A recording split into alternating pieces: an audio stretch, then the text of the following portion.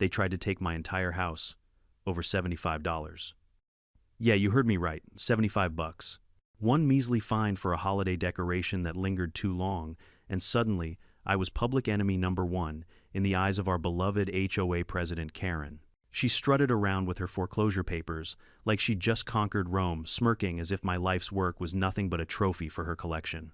But what Karen didn't know, what made her little power trip the biggest mistake of her life, was that my dad isn't just any lawyer. He's the guy lawyers whisper about when they don't want to be sued into dust. The kind of man who makes entire boards tremble just by stepping into a courtroom. Karen thought she had me cornered, but she was about to find out what happens when you poke the wrong family. Before I dive into this story of petty fines, courtroom fireworks, and sweet revenge, drop a comment below, tell me where you're watching from and what time it is right now. If you had told me years ago that my biggest battle in life wouldn't be over work, deadlines, family disagreements, or even medical scares, but over a piece of lawn grass and a plastic Santa Claus, I would have laughed you out of the room. Yet here we are. That's the thing about HOAs. They lure you in with talk of community standards and neighborhood pride, but in reality they're often little kingdoms run by self-appointed monarchs who love nothing more than flexing their power. When I first bought my home, it was supposed to be my safe haven. A quiet street, well-kept yards, kids riding bikes in the cul-de-sac, and the smell of barbecues drifting through summer evenings. It was, at least on paper, the American dream. The HOA brochures promised order, harmony, and a neighborhood that would hold its value. At first, I didn't think much of it. I paid my dues, waved at neighbors, and figured the HOA would leave me alone as long as I kept things reasonable. That was before Karen arrived. Karen wasn't born into the neighborhood. She descended into it like a general marching onto a battlefield. The first time I saw her, she was striding across the street in a bright red blazer, clipboard in hand, sunglasses perched on her nose lips, pursed so tightly it looked like she'd swallowed a lemon. I remember thinking, who wears business attire to check their mail? But that was Karen. Every move screamed authority, even when she had none. It didn't take long before she clawed her way into the HOA board, and once she got a taste of power, she ran for president. The old board was tired, complacent, and frankly relieved to hand the reins over to someone with energy. They had no idea that energy meant a ruthless obsession with control. From day one, she turned the HOA into her personal empire. Rules that had been quietly ignored for years were suddenly enforced with an iron fist. Trash cans had to be hidden precisely within 30 minutes of collection, or you'd get a warning letter. Grass longer than 2 inches, fine. A shade of mailbox paint not matching the approved HOA palette, fine. A bicycle left leaning against the garage overnight, fine. And heaven forbid you plant flowers that weren't neighborhood appropriate. Now, I'm not one to stir the pot. I like to think I keep my head down and my property clean. But with Karen, it wasn't about cleanliness, it was about compliance. She thrived on finding tiny infractions, blowing them out of proportion, and then parading her authority like she was the sheriff of some dusty frontier town. It didn't take long before the neighborhood grew divided. Some folks feared her and tried to stay invisible, keeping their lawns manicured like golf courses just to avoid her clipboard. Others grumbled quietly, muttering under their breath when they got hit with fines, but paying them anyway to avoid the headache. And then there were a few like me too, stubborn to bow down to a petty tyrant but not yet willing to throw gasoline on the fire. I'll admit, part of me found her antics darkly amusing at first. It was like living in a sitcom where the villain wore pearls and carried a binder full of violation codes. My wife used to joke, "Careful, don't breathe too loud after 10 p.m., or Karen will fine you for noise pollution." We laughed, but deep down I knew the laughter couldn't last forever. One chilly December, after the Christmas rush, I left my decorations up a little longer than usual. Life had been hectic work, deadlines piled up, my youngest was sick, and frankly I was too tired to climb onto the roof to wrestle down a plastic reindeer. Neighbors didn't care. In fact, some still had their lights twinkling in solidarity. But to Karen, it was an opportunity. I'll never forget the knock on my door. Not a polite knock, but a sharp, angry rap that made it sound like the police were outside. I opened it, and there she was in her signature blazer, clipboard clutched like a weapon. She didn't even say hello. She just shoved a paper at me and said, "You're in violation. Decorations must be removed by January 10th. It's January 12th. That'll be a $75 fine." I blinked at her. $75. For a reindeer, not just a reindeer, she snapped. Non-compliance. If we let you slide, others will think the rules don't matter. I bit my tongue to keep from laughing. But I figured, fine, I'll pay it later when things calm down. What's $75 in the grand scheme of things? I had bigger fish to fry that week. Only I forgot. And in Karen's world, forgetting isn't just a mistake, it's an act of war. From that day on, I noticed her circling my house more often, driving slowly past in her SUV sunglasses, flashing jotting notes. Neighbors whispered that she was out to make an example of me. Me, the guy who dared to leave Rudolph shining a little too long. It was absurd. But absurdity was Karen's weapon of choice. She didn't need a reason, she just needed a target. And I had painted a bullseye on my own back without even realizing it. Looking back, I should have seen it coming. The HOA under Karen wasn't about $75. It wasn't about decorations, trash cans, or lawn height. It was about control. And once she decided you were an enemy, she would use every clause, every technicality, every ounce of her imagined power to crush you. At the time, though, I shrugged it off. I thought, what's the worst she can do? Little did I know that $75 fine would snowball into the fight of my life and nearly cost me the roof over my head. It started with a piece of paper. One tiny slip of paper that looked so harmless when I first crumpled it into my pocket. $75. Barely enough to cover a dinner out with the family. Not enough to dent my paycheck. Not enough to matter, at least that's what I thought. But if you've ever lived under the iron thumb of a petty HOA president, you know money is never the point. It's about power. And Karen had just found her first crack to wedge the crowbar into my life. I'll admit it, I forgot to pay. Life was chaos at the time.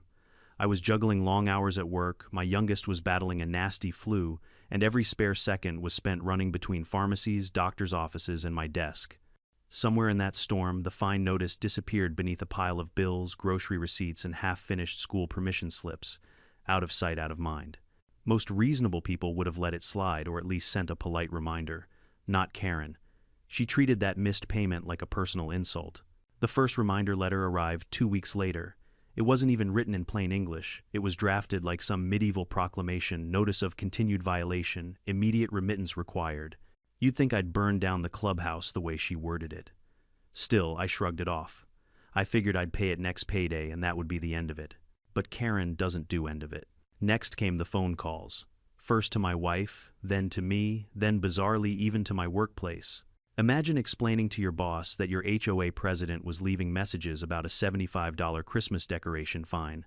My boss laughed, but I could hear the raised eyebrow in his voice.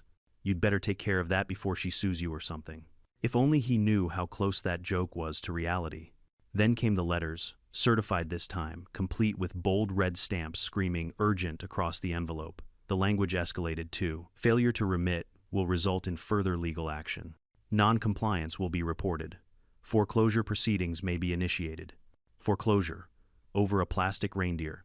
When I showed the letter to my neighbor Jim, he nearly spit out his coffee. She's bluffing, he said.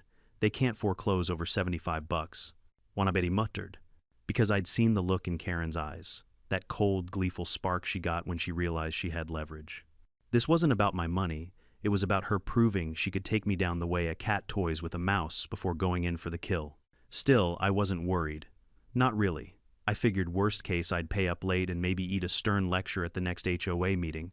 I didn't realize she had already shifted into overdrive behind the scenes. One evening, I got home from work to find my wife pale and furious. She shoved a stack of envelopes into my hands. Do you know what this is? She demanded. The HOA had tacked on fees. Late fees, processing fees, administrative fees. By their math, that $75 had already ballooned into over $400. And the letter warned that if not paid within 7 days, legal remedies would be pursued. I laughed a short, bitter sound. They're padding numbers like a loan shark. But deep down, unease was setting in. I'd heard whispers about Karen's appetite for blood. The Johnsons down the street once owed a fine for unauthorized landscaping. Apparently their choice of mulch was non-conforming. They thought it would go away. It didn't. Within 6 months they had a lien on their home. They moved out a year later, their porch lights still on when the moving truck pulled away. Karen had made an example of them. And now she was circling me like her next prize. The breaking point came at the monthly HOA meeting. I hadn't planned to attend, but a neighbor tipped me off. Karen's putting your fine on the agenda. You might want to hear this. I walked in late just as she was standing at the front with her beloved clipboard, reading aloud from what sounded like a prepared speech. Repeated non-compliance, she declared, threatens the integrity of this community.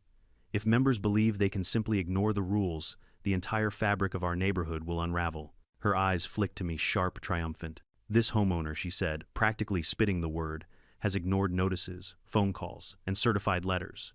He has demonstrated a pattern of disregard for our standards. Therefore, I move that the board pursue foreclosure proceedings to recover the outstanding balance.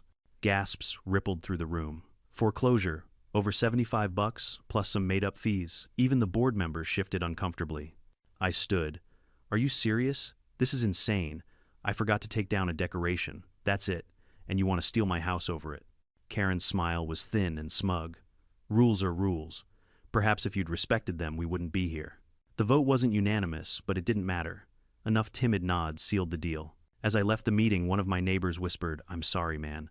Nobody can stop her." But that was where they were wrong. Karen thought she had me cornered. She thought she was David toppling Goliath with her little clipboard. But what she didn't know, what nobody in that room knew, was that I had an ace up my sleeve. A man who had built his career dismantling tyrants, crooks, and corporate bullies. My father. And when I finally told him what was happening, he didn't laugh. He didn't dismiss it as petty. He just leaned back, steepled his fingers, and said with a voice so calm, it chilled me, "They want a war, then we'll give them one." If there's one thing I've learned about people like Karen, it's this: give them a little power and they'll act like they've been crowned Queen of England. That $75 fine wasn't just about decorations, it was her ticket to parade me around as the neighborhood villain, a shiny example of what happens when you don't bow down to the throne. I didn't realize how deep her claws had sunk into the HOA board until I sat through another meeting.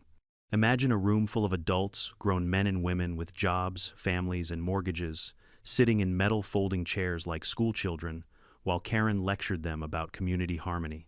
It was surreal, like watching a bad high school play where everyone forgot they had the right to walk off stage. That night she opened with a slideshow. Yes, a slideshow. Pictures of my house with arrows pointing at my porch zoomed in on the reindeer, a date stamp plastered in the corner, like evidence from a crime scene. She clicked through each slide with the smug rhythm of a prosecutor revealing the murder weapon. This, she said, stabbing a laser pointer at the screen, is not just one man's negligence. It is habitual non-compliance. Habitual, I wanted to laugh. I had one late Christmas decoration, not a meth lab in the basement. But the way she said it, you'd think I'd been running an illegal casino from my garage. She whipped around to face the board. We cannot allow this kind of behavior to spread. If we let one person ignore the rules soon, everyone will think the HOA is powerless. The board shifted in their seats. Some of them nodded, but their eyes darted nervously toward me. They weren't blind, they knew this was overkill. But Karen had a way of turning disagreement into treason. One man cleared his throat. Isn't foreclosure a little extreme? Couldn't we just... Karen cut him off with a sharp wave of her hand. Extreme? What's extreme is letting our neighborhood values erode because one homeowner thinks he's above the law. Foreclosure is not just justified, it's necessary. Her voice rose in pitch with each word like a preacher delivering a sermon, and as ridiculous as it was, the room started to sway with her rhythm. That's Karen's power, not logic, not fairness, but intimidation wrapped in passion.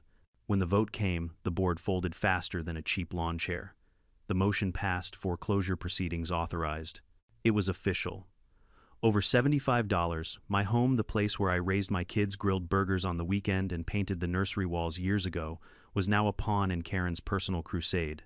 I walked out of that meeting with my fists clenched so tight, my nails dug crescents into my palms. Neighbors avoided my eyes. A few gave sympathetic nods, but no one dared speak up. That was Karen's true victory, not the foreclosure, but the silence she bred in everyone around her. The days that followed felt like living under siege. I'd catch her SUV parked at the corner, engine idling as if she was surveilling me. Letters piled up in my mailbox, each thicker than the last, crammed with threats of legal action and administrative fees. One Saturday morning, as I raked leaves in the yard, she strutted up the sidewalk. Clipboard in hand, sunglasses perched on her nose, that lemon-sucking expression etched across her face. "You should start packing," she said casually, as if discussing the weather. "Once the process starts, it moves quickly." I stared at her, dumbfounded. "Over $75, she smirked. "Rules are rules. Maybe next time you'll think twice before ignoring the HOA." And just like that, she turned on her heel and marched off, heels clicking against the pavement like a gavel striking doom. That was the moment I knew this wasn't about money. She wanted me humiliated. She wanted me gone, a cautionary tale whispered about at block parties. What she didn't know, what she couldn't possibly imagine, was that I wasn't alone. I remember driving to my father's house that night. My hands shook on the steering wheel, anger bubbling under my skin. I walked into his study, where he sat in his leather chair, stacks of legal briefs around him, like a fortress. The man had built his career, dismantling corporate empires, exposing corrupt officials, and winning cases that other lawyers wouldn't dare touch. I dropped the foreclosure letter onto his desk. "Dad, they're taking my house." "Over this." He read it slowly, his face unreadable. When he finally looked up, his eyes were steel. $75, he asked. "Yeah. Plus fees they invented out of thin air. She wants me gone." He leaned back, steepling his fingers. For a long moment he said nothing. Then a smile curled across his lips, a cold, sharp smile that made even me shiver. "Good," he said. "They've made a mistake." "What do you mean?" "They've picked a fight with the wrong family. And I'm going to show them exactly what happens when you abuse the law." In that moment, the weight on my chest lifted. For the first time since this nightmare began, I felt hope. Because I knew something Karen didn't. My father wasn't just a lawyer. He was the lawyer. The one people whispered about. The one judges respected and opposing counsel feared. Karen thought she had the power. She thought she'd won. But she was about to learn a very expensive lesson. There are moments in life you never forget. Birthdays, weddings, the first time your kid calls you dad. And then there are the darker ones, the gut-wrenching moments that stay burned into your memory like a scar. For me, one of those moments came in the form of a bright orange notice taped to my front door. I remember pulling into the driveway after a long day, my briefcase tossed onto the passenger seat, my mind already halfway inside to dinner and a glass of bourbon. But then I saw it flapping in the wind, taped right across my front door, screaming in bold letters, "Foreclosure notice." My stomach dropped. I froze in the driveway, keys still in hand, as if moving any closer would make it real. The neighbors' curtains twitched.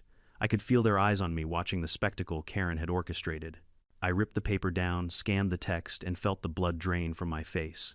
This wasn't just another threat. This was official. Sheriff's office, seal case, number, dates, signatures. Karen had pushed it through. The house I worked for, the home where my children grew up, was now tangled in the legal machinery of foreclosure. I walked inside like a ghost. My wife was at the kitchen table sorting mail. She looked up, saw the paper in my hand, and went pale. "No," she whispered. "No, they can't."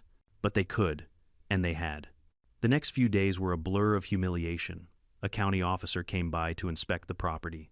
Karen made sure she was there when he arrived, standing smugly on the sidewalk with her arms crossed like a queen surveying her conquered territory. When I confronted her, she didn't even bother to hide her delight. "You should have just paid the fine," she said, her lips curling into that infuriating smirk.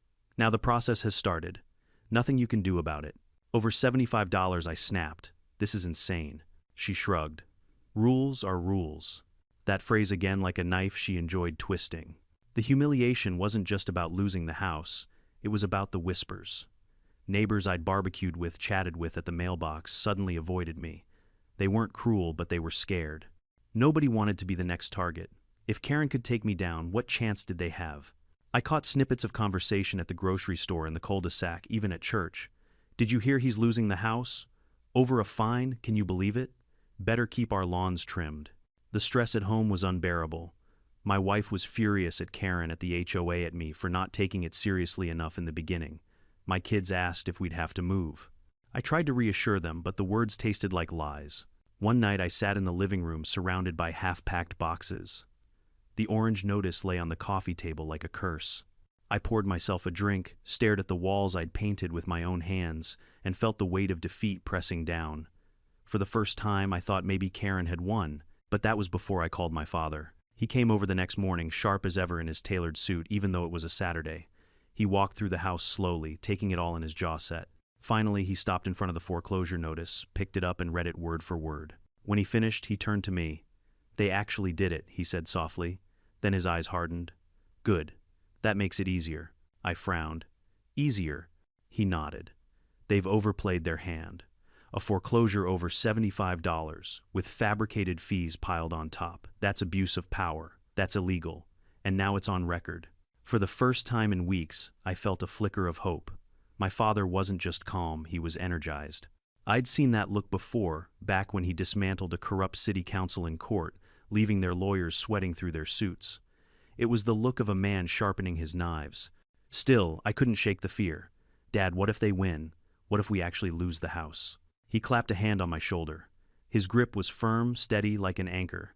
"Son, they've just handed me the easiest case of my career. By the time I'm finished, Karen and her board won't just lose this fight, they'll wish they'd never started it." That night, I slept for the first time in weeks. Not because the problem was gone, but because I knew Karen had finally picked on the wrong family. She wanted to make an example out of me. She wanted to humiliate me, drag me through the mud, and take my home as a trophy. But she was about to learn that sometimes the law isn't on the side of the loudest voice or the pettiest tyrant. Sometimes it belongs to the man who knows it inside and out. The man she didn't know was my father. Karen thought she'd broken me. She thought the foreclosure notice was the end of the story. But in reality, it was just the beginning. I've always known my father was a force of nature. Growing up, I saw it in flashes, like the time he cross-examined a corrupt contractor at a city hearing until the man practically confessed on the spot. Or when he defended a neighbor from an unfair insurance denial and left the company begging for a settlement. To me, he was just Dad. To everyone else, he was a man you didn't want to face across a courtroom. But I'd never seen him like this, laser-focused, coldly amused like a lion who just spotted an injured gazelle. He spread the foreclosure notice across my kitchen table, flattening it with his palm. "They're sloppy," he said, his eyes scanning every line. "They've added fees that don't exist in the bylaws. They skipped required steps in the collection process. And this language," he tapped the paper sharply, "is a violation of state statute." I blinked. "So, they screwed up." He chuckled a low sound that didn't quite reach his eyes. "Son, they didn't just screw up. They've built me a ladder, handed me a torch, and begged me to climb up and burn their house down." There was a certain comfort in hearing that, but I still couldn't shake the knot in my stomach. Karen thinks she's untouchable. The board backs her up no matter what she says. "Boards are easy," Dad said, already scribbling notes on a yellow legal pad. "Half of them don't understand the rules they're supposed to enforce. The other half are too cowardly to stand up to someone loud. Once they realize she's exposed them to liability, they'll turn on her faster than you can say, 'Special assessment.'" His confidence was almost frightening. Over the next week, I got a front row seat to what it meant to have a feared lawyer as your father. He didn't just draft a letter, he orchestrated a campaign. Certified notices went out citing case law so dense, I had to Google every other word. Requests for documents landed on the HOA's doorstep demanding receipts, bylaws, and meeting minutes.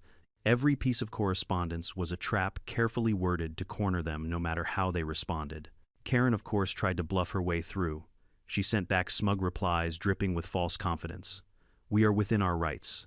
Failure to comply will only increase consequences."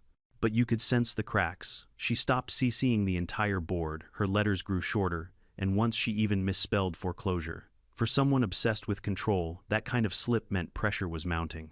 At dinner one night, my dad explained it plainly. "Karen's problem isn't that she's tough, it's that she's arrogant. She doesn't know the law, she just knows how to scare people who don't. But she picked the wrong family this time." I laughed, but it wasn't the nervous laugh I'd given weeks earlier. This time it was real. Because for the first time since this nightmare began, I didn't feel like prey. I felt like we were the hunters. Neighbors began to notice the shift too. One evening, while I was taking the trash to the curb, Jim from next door wandered over. He glanced around nervously, then leaned in. "I heard she got a letter from your dad." She looked rattled. "Good," I said simply. And for the first time, I was the one smirking. Karen didn't retreat quietly, though. If anything, she doubled down. She scheduled another HOA meeting, determined to put me on display again. That night, the room was tense. Karen launched into her usual performance, waving papers and declaring I was a chronic rule breaker. But then something happened that stunned everyone. My father stood up. Now you have to picture this. My dad isn't flashy. He doesn't raise his voice. But when he speaks, people listen. His presence fills a room without needing to shout.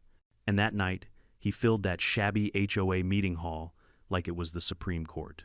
He calmly introduced himself, laid out his credentials, and then, like a surgeon with a scalpel, began dismantling Karen's claims one by one. He cited bylaws she had ignored, pointed out procedural errors, and quoted state law that invalidated half her threats. Every sentence was precise, every fact irrefutable. Karen tried to interrupt, of course. "This is an HOA matter," she barked. "You don't even live here." Dad didn't even flinch. He just adjusted his glasses and said, "I represent my son. And unlike you, I actually know what the law says." The room went dead silent. By the time he finished, Karen was red-faced and stammering the board members, shifting uncomfortably in their seats. For the first time, people were looking at her, not with fear, but with doubt. That night, as we drove home, I felt something I hadn't in weeks: pride. Pride in my father, pride in my family, pride in finally standing up to the bully who had turned our lives upside down. Karen thought the foreclosure notice was the final nail in my coffin, But thanks to my dad, it was just the first swing of the hammer aimed squarely back at her, and the sound of that hammer was about to echo all the way to court. If Karen thought posting a foreclosure notice on my door was her knockout punch, she had no idea what was coming. My father wasn't the type to throw a single jab. He came at opponents with a full-blown legal hurricane. And Karen, bless her power-hungry heart, was about to find out what it felt like to be caught in the middle. The first salvo came in the form of a 40-page motion. Not a letter, not a complaint. A full motion to dismiss the foreclosure, citing violations of state homeowner protection statutes, illegal fee stacking, and improper notice procedures. I remember the look on the courier's face when he delivered it to Karen's doorstep, like he was carrying a live grenade. By Monday morning, the entire board had received copies. One neighbor told me Karen was pacing her porch with the motion in hand, yelling into her phone, her face as red as her favorite blazer. But my dad wasn't done. He followed up with discovery requests, every financial record, every bylaw, every amendment the HOA had passed in the last 10 years. He demanded meeting minutes, board correspondence, even receipts for landscaping expenses. If they want to abuse the law, he told me, we'll drag every skeleton out of their closet. Karen tried to play tough at first. She sent back one of her classic smug letters dripping with faux authority. The HOA does not respond to intimidation tactics. Dad just smirked. Good. That means she's rattled. And she was. I started to notice it in little ways. Her SUV didn't prowl past my house quite as often. The smug grin she wore at board meetings was replaced with tight lips and darting eyes. Neighbors whispered that she'd been calling emergency sessions of the board, frantically trying to rally support. But with each legal filing my father dropped, her grip weakened. See, Karen's entire reign was built on fear, on the assumption that nobody would dare push back. But now that someone was pushing back with the force of a seasoned lawyer behind him, people started to see the cracks. At the grocery store, Jim sidled up to me in the cereal aisle. I heard she had to hire an attorney, he whispered, almost giddy. Costs are already in the thousands. Thousands, I asked. He nodded. And that's just the retainer. Your dad's paperwork is burying them. It was delicious. The same HOA that fined me $75 for a reindeer was now bleeding money, all thanks to their president's crusade. Karen, of course, wasn't about to admit defeat. She doubled down, insisting at the next meeting that the HOA was within its rights and that this was just a baseless intimidation attempt. But her voice cracked, her hands trembled, and the board members sitting beside her looked less like loyal allies and more like hostages waiting for rescue. My father kept the pressure relentless. He didn't just challenge the foreclosure, he filed counterclaims. Harassment, abuse of process, violation of state, consumer protection laws. Each filing was another nail in Karen's coffin, each one demanding time, money, and attention she didn't have. The best part, he made sure every motion was public record. Neighbors began to whisper not about me, but about her. Did you hear? She's being sued. I think the HOA's in trouble. Karen's finally getting what she deserves. The tide was turning. At home, the atmosphere shifted too. My wife, who'd been furious and frightened weeks earlier, started smiling again. Your dad's a machine, she said one night, flipping through one of his motions. I don't understand half of this, but it looks terrifying. It is, I told her with a grin, at least if you're on the wrong side of it. Even my kids picked up on the change. My daughter whispered to her brother one night, Grandpa's like a superhero. And honestly, she wasn't wrong. Still, I knew Karen wouldn't go down quietly. Bullies rarely do. She tried stalling, refusing to turn over documents, hoping delays would break our momentum, but Dad anticipated every trick. Each delay tactic only gave him another chance to file sanctions to expose her defiance to the court. Then came the day she slipped. Buried in the HOA's financial records finally produced under court order, Dad found something ugly. Misused funds. Money that was supposed to maintain the community pool had instead been funneled into administrative costs. The signatures pointed straight back to Karen. When Dad showed me, I nearly dropped the paper. She stole from the HOA. Not yet proven, he said carefully, though his eyes gleamed. But this raises questions. And questions like these make judges very curious. The next filing didn't just attack the foreclosure, it accused Karen and the HOA of financial mismanagement. Suddenly, this wasn't about me anymore. It was about every homeowner in the community, every dollar of dues they'd ever paid. That night, as I sat on my porch with a beer in hand, Jim wandered over again. You've got the whole neighborhood rooting for you now, he said. People are sick of her. If she goes down, maybe we'll finally get our community back. I smiled, watching Karen's house across the street, her blinds drawn tight. For weeks, she'd strutted around like a queen, but now she looked more like a prisoner in her own castle. The legal storm was only getting started, but already I could feel the balance shifting. For the first time since this nightmare began, the fear wasn't on my side of the street, it was on hers. The courthouse was nothing fancy, just a squat building with beige walls and flickering fluorescent lights. But that morning as I walked through its doors, it might as well have been the stage for the greatest drama of my life. The stakes weren't just my house. It was my dignity, my sanity, and my chance to prove that tyrants don't always win. Karen arrived in full regalia, of course. Red blazer, pressed pearls, shining hair, stiff with hairspray. She marched up the courthouse steps like she was entering a royal coronation, flanked by 2 HOA board members who looked like they'd rather be anywhere else. She carried a thick binder tucked under her arm, probably stuffed with violation slips and passive-aggressive emails, her holy scriptures of neighborhood control. I watched from across the plaza, my father at my side. He looked calm, almost bored, as if this was just another Tuesday. But there was something in the way he adjusted his tie, the way his eyes flicked toward Karen with surgical coldness, that told me he was ready. Inside, we took our seats. The judge entered, a tall man with salt and pepper hair who clearly had no patience for nonsense. He gave us all a curt nod before glancing at the docket. Case number 4273. Homeowners Association versus he paused, looking at me, Mr. Thompson. Karen leapt to her feet, practically glowing. Your Honor, she began, voice dripping with fake professionalism, this is a clear case of habitual noncompliance. This homeowner has repeatedly defied our rules, ignored fines, and disrupted the harmony of our community. We are here to enforce the bylaws and proceed with foreclosure. She sounded rehearsed, every word dripping with the smug certainty of someone who believed she had already won. She even flashed a smile at me across the room, a silent gotcha. Then my father stood. Your Honor, he said calmly, his voice rich and steady, this is not a case of noncompliance. This is a case of abuse. Abuse of power, abuse of process, and abuse of the very laws this association claims to uphold. And just like that, the temperature in the room shifted. He began his attack methodically, like a surgeon cutting into diseased tissue. First, he dismantled the original fine. He cited the exact HOA bylaw that allowed a reasonable grace period for holiday decorations, something Karen had ignored. He produced photographs of other houses, neighbors, with lights still up well past mine that had never been fined. Selective enforcement, he called it. Discrimination by discretion. Karen's smile wavered. Then he moved to the fees. He showed line by line how the HOA had invented charges not authorized by the governing documents. Administrative fees. Late fees stacked on late fees. He called it a pyramid of nonsense built on $75. The judge actually smirked at that. Karen shifted in her seat, her binder clutched tighter, and then the coup de grace dad revealed the financial discrepancies. He laid out receipts showing HOA funds, misused checks signed under Karen's name. He didn't accuse her of theft outright, he didn't have to. He simply presented the documents and asked, how does the pool maintenance fund end up paying for catered luncheons at a country club? The courtroom buzzed. Even the board members beside Karen looked blindsided. Karen tried to fight back. She stood, voice rising. Your Honor, this is irrelevant. We are here because this homeowner refused to pay his fine. Dad didn't even look at her. He simply addressed the judge. Irrelevant, Your Honor, it goes directly to the credibility and intent of the party bringing this action. This is not about a fine. This is about a president abusing her position to intimidate homeowners and line her pockets. The judge's eyes narrowed at Karen. Do you have an explanation for these expenditures, Miss Jenkins? For the first time since this nightmare began, Karen faltered.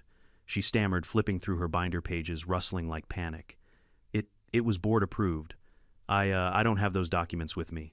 Dad leaned forward, his voice cool, convenient. The judge banged his gavel lightly. Miss Jenkins, I suggest you answer directly. This court does not tolerate obfuscation. By now, Karen was sweating. Her perfect hair looked brittle under the fluorescent lights. Her red blazer, once a symbol of dominance, now looked more like a warning flare sinking into the sea. I sat back, heart pounding, a grin tugging at my lips. For weeks I'd felt like prey. But here in this room, watching Karen unravel under my father's precision strikes, I realized the roles had reversed. Dad closed with a line that should have been engraved in stone. Your Honor, this foreclosure attempt is not only unjust, it's unlawful. My client's rights have been trampled, his reputation smeared, and his property threatened over a $75 fine that never should have existed in the first place.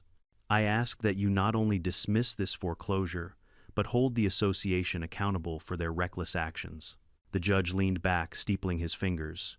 He glanced at Karen, who sat frozen, her face pale, then back at my father. Finally, he said, "I'll take this under advisement. But I will say this, I find the evidence presented today deeply troubling." Bang of the gavel. Adjourned. Karen stormed out of the courtroom binder, clutched to her chest, her board members trailing behind like rats deserting a sinking ship. My father calmly packed his briefcase, as if he'd just wrapped up a casual Tuesday morning meeting. Outside neighbors who had come to watch the spectacle approached me. They clapped me on the back, whispered, "She's finished, and your dad's incredible." For the first time in months, I walked through the parking lot with my head held high. The war wasn't over, the verdict hadn't been delivered yet. But the battle was ours. And Karen knew it. When Judgment Day finally came, the courtroom was packed. Word had spread like wildfire across the neighborhood. Folks who had once hidden behind their curtains now sat shoulder to shoulder on the benches, eager to see whether the iron-fisted president of our HOA would stand or fall. You could feel the buzz of anticipation in the air. Karen walked in first binder, clutched tight against her chest. But she wasn't the same smug queen who'd taped foreclosure papers to my door weeks earlier. Her blazer was wrinkled, her hair lacked its usual perfect shellac, and the confident click of her heels sounded more like the shuffle of someone walking to the gallows. I followed with my father, steady as always, briefcase in hand, expression unreadable. To the crowd he might have looked calm. To me, he looked like a man who already knew the ending of the story. The judge wasted no time. This court has reviewed the filings, the evidence, and the testimony presented. What I have seen troubles me deeply. He flipped through his notes, then fixed his eyes squarely on Karen. The attempt to foreclose on Mr. Thompson's home was not only excessive, but riddled with procedural violations. A murmur rippled through the crowd. The judge continued, his tone sharp as a blade. Selective enforcement of rules, fabricated fees, and mismanagement of HOA funds have been documented. This is unacceptable. The foreclosure is hereby dismissed, effective immediately. It felt like a weight lifted off my chest. My home was safe. The nightmare was over, but the judge wasn't finished. Furthermore, he said, turning to Karen, this court orders the HOA to pay Mr. Thompson's legal fees in full. And given the evidence of financial mismanagement, I am referring this matter to the State Attorney General for further investigation. Gasps filled the courtroom. Karen's face drained of color. She opened her mouth as if to argue, but no sound came out, just a faint wheeze. And then it happened. The woman who had strutted around our neighborhood like a dictator who had bullied, fined, and threatened us all broke, right there in front of everyone. Her hands trembled, her eyes darted wildly, and tears welled up as she sank into her chair. This isn't fair," she whispered, though the words sounded more like a child's tantrum than the command of a leader. My father leaned toward me, voice low but firm. "Justice isn't about what feels fair, son. It's about what's right." The board members beside Karen didn't even try to defend her. One quietly slid his chair back, staring at the floor. Another shook his head, muttering under his breath. They knew their queen had fallen, and they weren't about to go down with her. When the gavel struck to close the session, the room erupted. Neighbors whispered, some openly grinned, others clapped me on the back as I stood. One woman leaned close and said, "Thank you. We've all been waiting for this." Karen, meanwhile, stumbled out of the courtroom like a marionette with cut strings. Her binder slipped from her arms, papers spilling across the floor. No one rushed to help her. She was alone.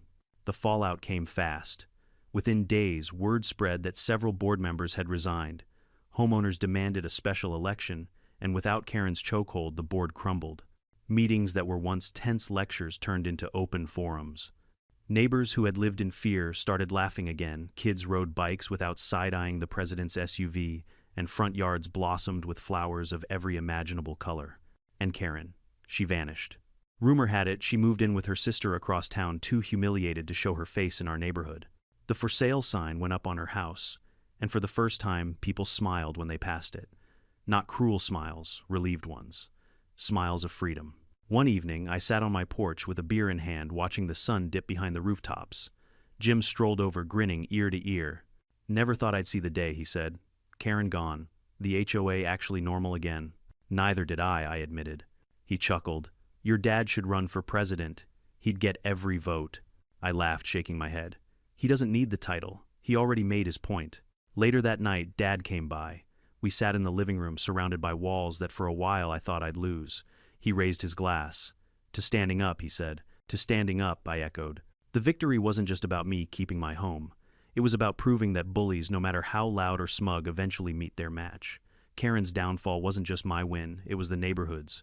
For weeks, I'd felt powerless, humiliated, and cornered.